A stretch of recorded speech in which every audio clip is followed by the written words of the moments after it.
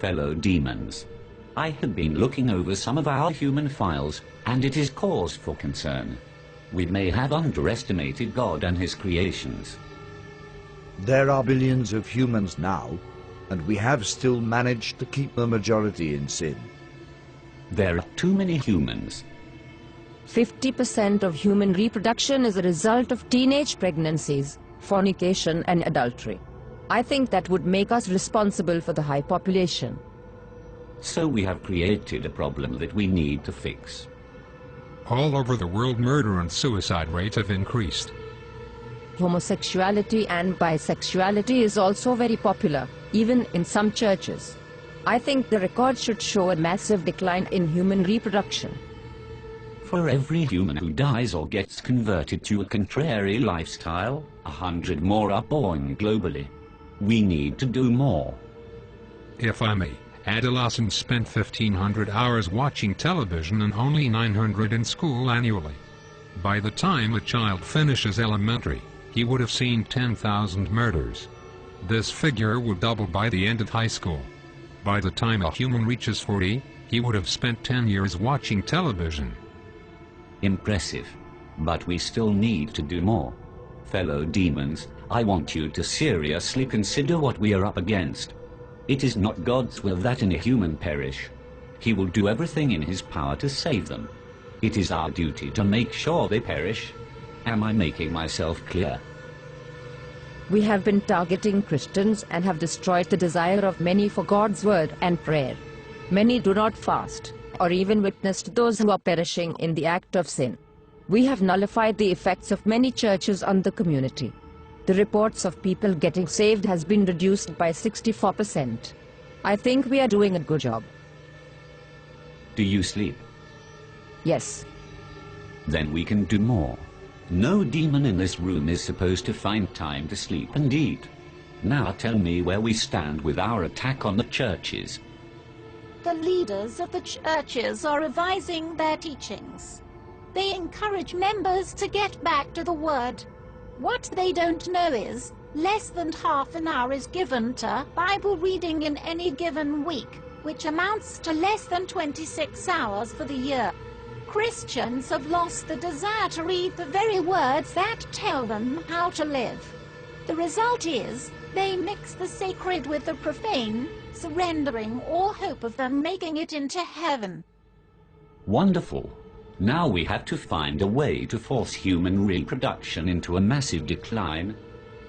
We are thinking a global recession. Making the cost of living so high, very few will be able to afford it, unless by dishonest means. The need for money will be so great, and job opportunities so limited, that crime and violence will escalate to alarming levels in many countries. Guns will fall off the market like chewing gums. The prisons will be overcrowded. The graves will expand like hell itself. That should take care of 15% of the population. What else do we have? We can use their own bodies against them. Worldwide pornography. We introduce this on all levels, from billboards to public newspapers. We make pornography an occupation, a career. We will make pornography freely accessible by everyone. It will become a way of life for many, a secret door to pleasure. Nudity is marketable. It is 80% of the population's interest. We start from the mild. A star girl in the daily newspaper, wearing nothing at the top. Then as the desires increase, we introduce more until a man's appetite for sex cannot be satisfied with having just one partner. Adultery and fornication will become an acceptable way of life, even in the church. The scent of sin will go up into God's nostrils. The atmosphere will be utterly polluted with what he hates. Humans will think of nothing but sex. Wouldn't it contribute greatly to our problem? Not if there is a way for humans to protect themselves from pregnancies and diseases during sexual activity. Imagine what will happen if humans had a way of having sex without fear. You are thinking birth control. Yes. protection for both male and female. We'll have our products on every shelf. They'll stand out on their own and will be advertised in such a way that even Christians will be convinced. Once that is established, childbirth will decrease. And sexual activity will rise. Exactly. Sounds real good so far. What else do we have? There is something that we have noticed about these humans over the years. It seems like great emphasis is placed on self. They seem to have forgotten that self-denial is a prerequisite to a Christ-centered life. The self, it seems, have taken top priority. I expected as much. We think it would be good if we applied even greater pressure in this area. Spice up this world a bit. Make material things a lot more attractive to the human eye. This will increase their desire for gain and decrease their passion for God. Men shall be lovers of pleasures rather than lovers of God. Humans have always preferred instant pleasure above spiritual gain. They spend more time on themselves than they do with anything concerning God. Indeed. But all these are outer attacks. It is their minds that we need to control.